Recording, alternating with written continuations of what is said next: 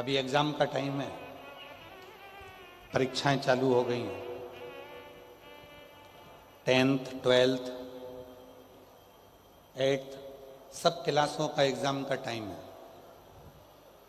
बच्चे लोग कहते हैं गुरुजी याद नहीं होता, बच्चे कहते हैं कि गुरुजी ध्यान में नहीं रहता, हमें क्या करना चाहिए। हमारा निवेदन है उन बच्चों से, किसी दुनिया के व्यक्ति में वो सामर्थ्यता नहीं है कि तुम्हें उन्नति की सीढ़ी पे चढ़ने से रोक दे।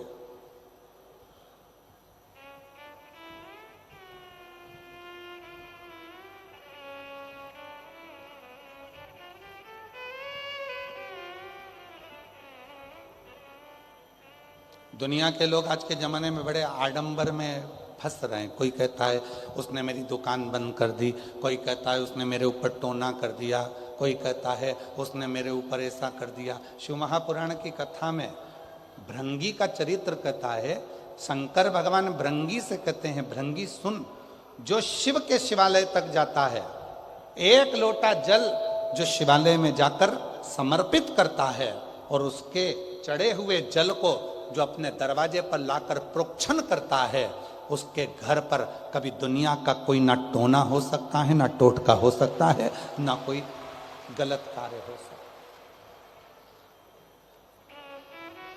बच्चे कहते हैं गुरुजी याद नहीं रह रहा, बच्चे कहते हैं गुरुजी हमको स्मरण नहीं आता। मेरा उन बच्चों से निवेदन है, एग्जाम का टाइम है, पढ़ाई का टाइम है, अपने मोबाइल को उठाकर साइड में रख दो। कुछ दिन के लिए अपने मोबाइल को उठाकर साइड में रखो, खूब अच्छी पढ़ाई करो, दिन रात एक करो, अपने माँ बाप का कहना मानो और याद रखना, इतनी पढ़ाई करना, इतना अध्ययन करना, इतना अध्ययन करना, इतनी पढ़ाई करना और आखिरी में जब पूरी मेहनत कर लो और एग्जाम के लिए जाओ तो एक बेलपत्री पर शहद लगाकर शिव को चढ़ाकर पूर्ण भरोसे के साथ शिवालय में पूजन करने के बाद अपने एग्जाम के लिए जाओ, फिर जाओ, उसका फल मिलता है, उसका फल प्राप्त होगा। एक पूर्ण भरोसा, पूर्ण विश्वास। ये मत सोचो कि मुझे कुछ नहीं आता, सब आता है, सब। दुनिया का ऐसा कोई काम नहीं है और दुनिया की ऐसी कोई कुर्सी नहीं है जिस पे तुम नहीं बैठ सकते। दुनिया का कोई ऐसा सिंहासन नहीं है जिस सिंहासन पर तुम नहीं बैठ सकते। दुनिया की ऐसी कोई नौकरी नहीं है जिस नौकरी पर तुम नहीं जा सकते। बस तुम्हें अपना भरोसा, अपना विश्वास, अपनी ताकत और अपना परिश्रम, अपनी मेहनत पर पूर्ण भरोसा होना चाहिए, अपने आप पर, अपने आप। एक सुंदर चरित्र है शिव पुराण का। मंथन हुआ, उस मंथन में सबसे पहले निकला विष।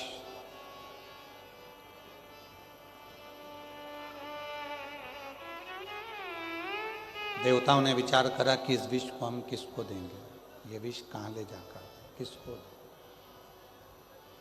ये विष निकला है, इस विष को हम किसको दें? इस विष को हम किसको ले जाकर दें? अब देवता विचार करने लगे, अगर ये विष हम किसी को देंगे, वो पिएगा, मर जाएगा, तो ये विष हम दें तो दें किसको दें, किसको प्रदान करें, किसको दिया जाए? विष के पात्र को लेकर 33 कोटि देवता मंथन करने लगे, विचार कर।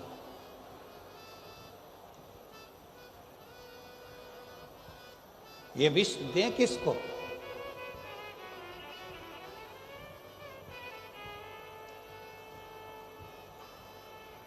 आप लोगों में से बहुत सारे लोग ऐसे बैठे हैं जो चाहते हैं कि हमारे जीवन में हमें अमृत प्राप्त हो, विष नहीं चाहिए। कौन ऐसा व्यक्ति होगा जो जिंदगी में परमात्मा के दरवाजे पर जाकर भगवान देवाधिदेव महादेव से कहता होगा कि मुझे दुख दे दो, मुझे तकलीफ दे दो, मुझे कष्ट दे दो? कोई नहीं होता। फिर भी हमारे पूर्व के कर्म के अनुसार हमें वो दुख मिलता ही है।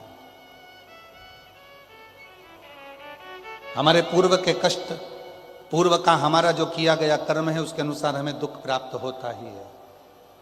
इसलिए शिव पुराण बार बार कहती है, मत बुरे कर्म कर बंदे वरना पछताएगा, भगवान की आंखों से तू बच नहीं पाएगा, तू बच नहीं पाएगा। अरे ओ अज्ञानी मत कर नादानी, अरे ओ अज्ञानी मत कर नादानी। तेरे कर्म का फल भी तू ही पाएगा, जैसा किया तूने तेरे आगे आएगा। मत बुरे कर्म कर बंदे वरना पछताएगा, भगवान की आंखों से तू बच नहीं पाएगा, तू बच नहीं पाएगा। अरे ओ अज्ञानी मत कर नादानी, अरे ओ अज्ञानी मत कर नादानी। अपने कर्म का भोग अपने को भोगना है। सुख मांगोगे तो भी तुम्हें दुख मिल रहा है, हमारे पूर्व का कर्म है। अच्छा मांगा तो भी दुख मिल रहा है, हमारे पूर्व का कर्म। फिर किसी ने पूछा कि हमारे पूर्व के किए हुए कर्म को हम कहां पर जाकर काटें? जैसे गेहूं को चक्की पर ले जाना पड़ता है, वहां पिसा जाता है। बाल कटाना है तो नाई की दुकान पर जाना पड़ता है, बाल कट जाते हैं। उसी तरह अपने कर्म को काटने के लिए जो शिव महापुराण की कथा में जाकर बैठता है, उसका पूर्व का किया गया कर्म कट जाता है।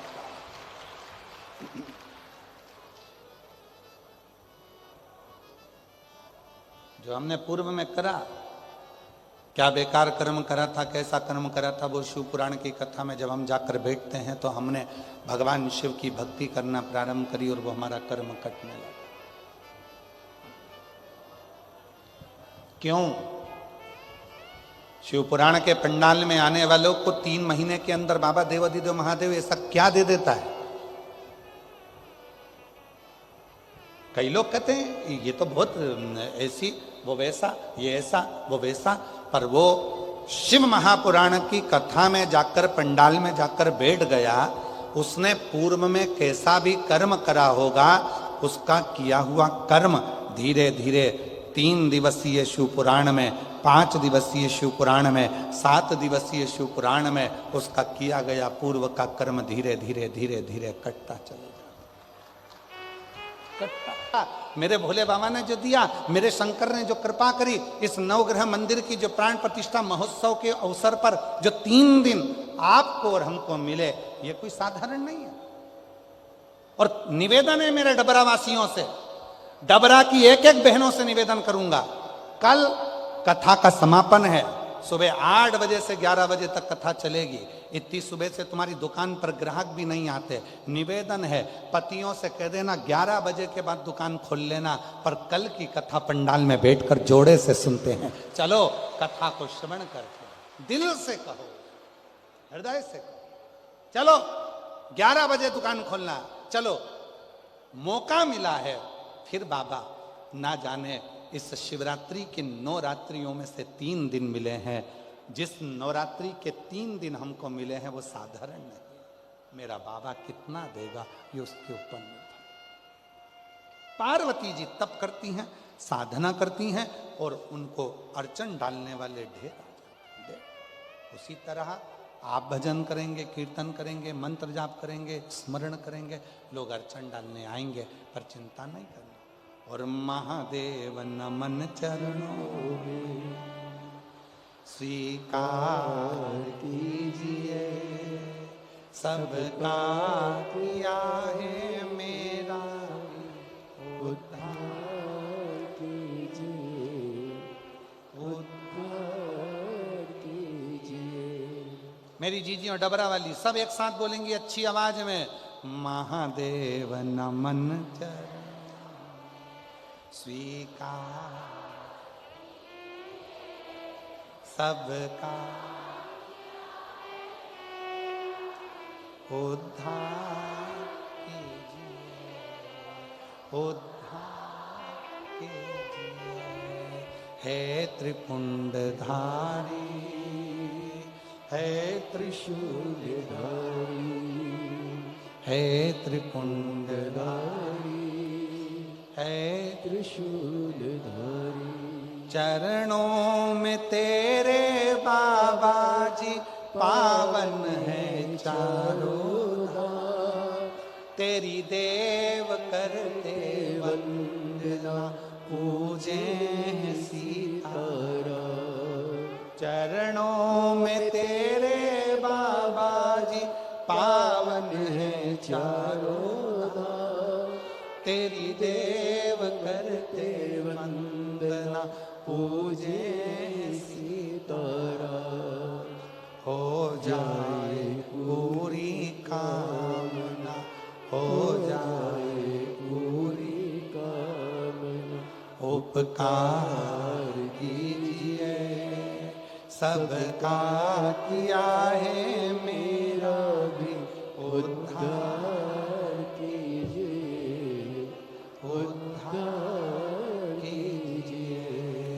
है त्रिपुंडधारी, है त्रिशूलधारी।